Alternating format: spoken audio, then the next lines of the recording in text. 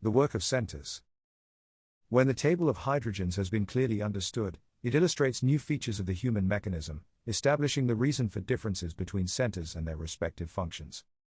All centers of the human mechanism work with different hydrogens, which constitutes their chief separation of function. The center working with a coarser, heavier and denser hydrogen works that much slower. The center working with a lighter, more mobile hydrogen obviously works a lot faster. Just as a rocket engine works with certain fuel and a diesel engine with other. The thinking or intellectual center is the slowest of all three centers examined, and works on hydrogen 48, according to the third scale of the table of hydrogens. The moving center works with hydrogen 24, which is many times quicker, and that much more mobile than hydrogen 48. The intellectual center is never able to follow the work of moving center. Which is why we can't think about riding a bicycle or driving an automobile, which inevitably leads to disaster. We are unable to follow either our own movements or other people's movements, unless they are artificially slowed down as with time-lapse photography. Still less are we able to follow the work of the inner instinctive functions of our organism, the work of instinctive mind that constitutes one side of moving center, and acts as command central for all bodily functions. The emotional center can work with hydrogen 12. In reality, however, it very seldom works with this fine hydrogen. In the majority of cases its work differs little in intensity and speed from the work of moving center or the instinctive center, and therein lies our challenge, our task at this level of being, to learn how to better manage our emotional center. In order to understand the work of the human mechanism and its possibilities, we need to know that apart from these three centers and those connected with them, we have two additional centers, fully developed and properly functioning. However, they are not connected with our everyday life, or with the three centers in which we are aware and conscious of ourselves.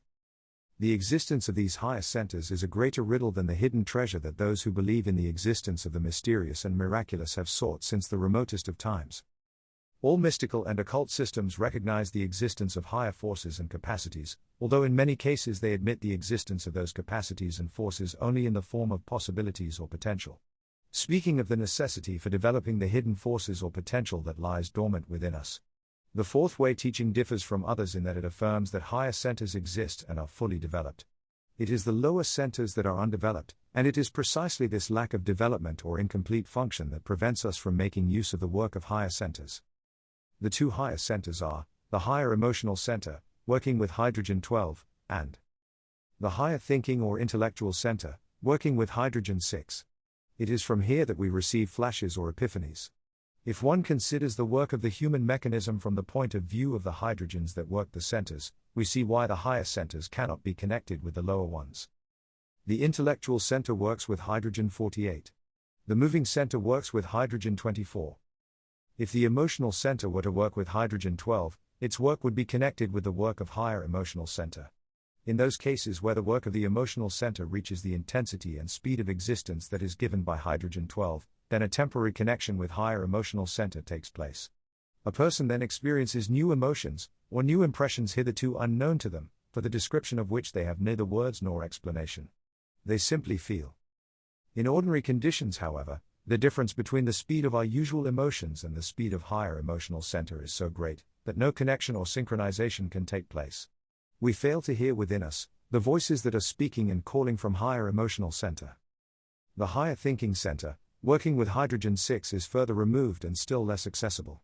Connection with it is possible only through higher emotional center.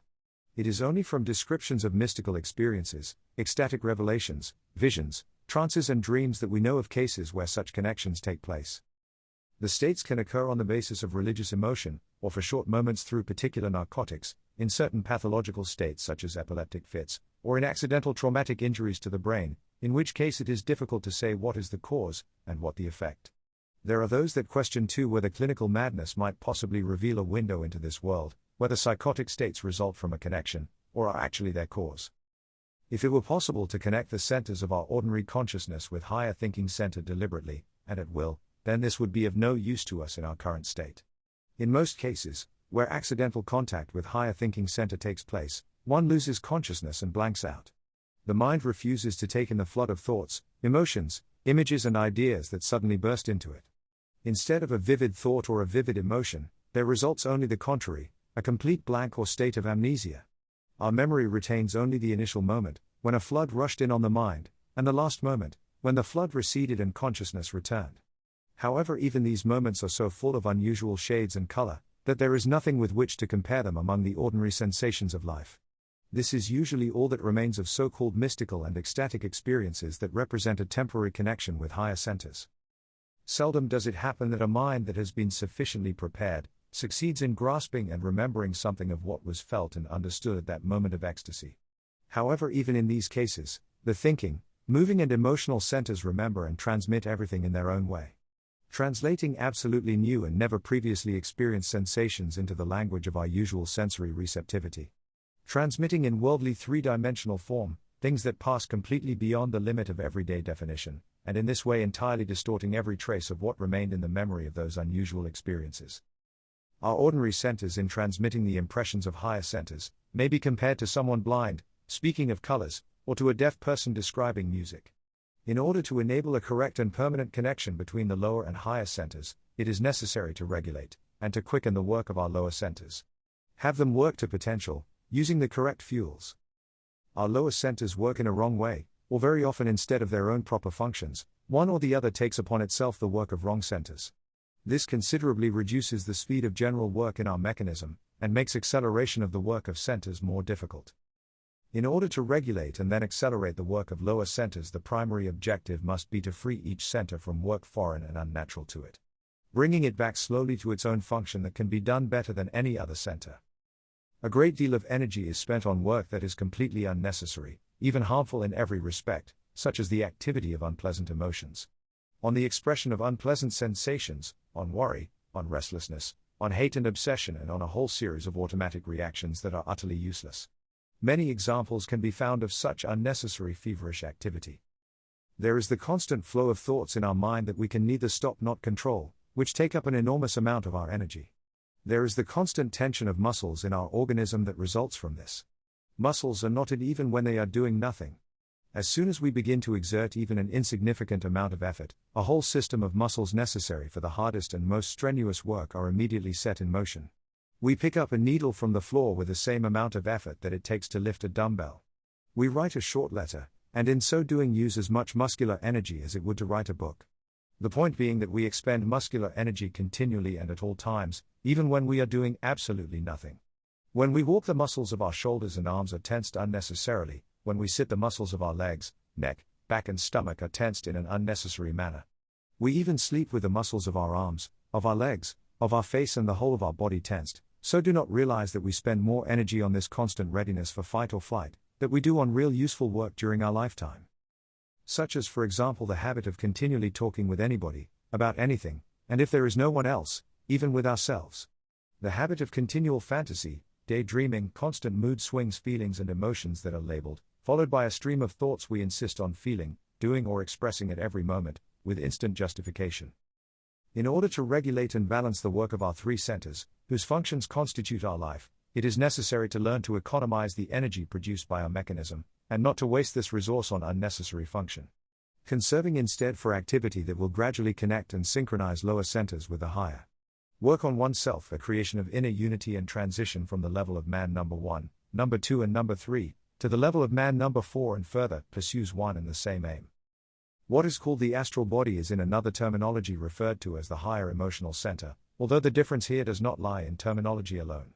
These are different aspects of the next stage of our possible evolution, and it can be stated that an astral body is necessary for the complete and proper function of higher emotional center, in synchrony with the lower. Higher emotional center is necessary for the work and function of an astral body. The mental body corresponds to a higher thinking center, and it would be wrong to say that they are one and the same thing. However, one requires the other, and one cannot exist without the other. One is the expression of certain sides and the functions of the other. The fourth body requires the complete and harmonious working of all centers, and it implies or is the expression of synchronous control in the performance of these functions. What the table of hydrogens helps illustrate is the idea of the complete materiality of all psychic, intellectual, emotional, volitional and other inner processes, including the most exalted poetic inspirations, religious ecstasies and mystical revelations. This materiality of process means a dependency upon the quality of material resources used in the execution of function. One process demands the expenditure, the burning of hydrogen-48. Another process cannot be obtained with the help of hydrogen-48, and requires a finer, more combustible substance, hydrogen-24. For a third process, hydrogen-24 is too weak, and it requires instead hydrogen-12. Our mechanism requires different kinds of fuel for the work of different centers. The centers can be compared to machines, working on fuels of different qualities. One machine can be worked on heating furnace oil, or HFO, another requires kerosene or paraffin. A third will not work with kerosene but requires diesel oil, while a fourth requires gasoline and a fifth methanol. The finest substances of our organism can be characterized by substances of different flash points, while the mechanism itself can be compared to a refinery, in which the combustibles of different strengths required by the centers are prepared from various kinds of raw material. Unfortunately, there is something wrong with our refinery. The forces controlling distribution among the different centers often make mistakes, and the centers receive fuel that is either too weak or too combustible, has too high a flash point. Furthermore, a great deal of all the material produced is wasted and simply runs out, leaks away, or is lost through inefficiency. Explosions often take place in the refinery too, that at one stroke destroy all the fuel prepared for the next day's consumption, possibly even a longer period, and are able to cause irreparable damage to the entire facility. The mechanism usually produces, in the course of one day, all the substances necessary for the following day. However, it often happens that all of these substances are spent or consumed upon some unnecessary, and as a rule unpleasant emotion. Bad moods, stress, worry, anxiety, conspiracies, schizophrenia, doubt, fear, impressions of insult or injury, irritation. Each of these emotions, in reaching a certain degree of intensity, may in half an hour or even half a minute, consume in one flare-up all the substances prepared for the next day. A single outburst of rage or violent emotion can at once explode all the substances prepared in the refinery, leaving us quite empty inwardly for a long time, even permanently burnt out. All psychic operation is material. There is not a single process that does not require the expenditure of a certain substance corresponding to it. If this fuel is present, then function continues. When resources are exhausted, process grinds to a halt.